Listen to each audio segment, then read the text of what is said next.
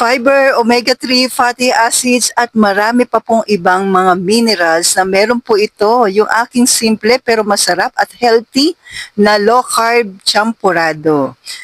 Kailangan po natin ng stevia, psyllium husk, konjac rice po, chia seeds at yung pure cacao na galing Bohol.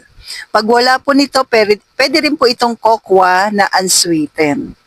Yan. Check nyo lang po yung mga ingredients, pero ito mas okay po itong from Grindahan. So, una yung ating konjac rice, zero carbs, non-starchy po ito, kaya pwede po ito sa atin. Paminsan-minsan po, lalo na sa ganitong champurado, pwede po itong pamalit sa rice. Hugasan lang natin sa running water, tapos hayaan po madrain, habang pinapakuluan po natin yung ating pure cacao. Yan. Haluin lang po natin maigi. Mag-add na po tayo ng sweetener po natin. Kayo na pong bahala kung gaano karami po. Hayaan lang natin matunaw po maigi. Tapos yung ating chia po, ibababad lang natin sa tubig. Mga 2 to 3 tablespoon po ng chia ito. Good for 3 person. Tapos nag-add po ako ng konti lamang na golden monk fruit. Dahil konti na lamang po yung aking stevia kanina.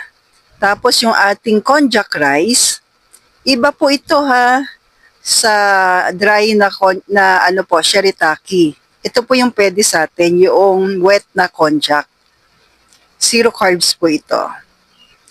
Tapos yung ating chia na binabad natin sa tubig kanina. Tapos hayaan lang po natin kumulo. Pero mag-a-add po tayo ng psyllium husk. Yung whole po yung i-add ko dito. Para saan ba to? Para po pampalapot.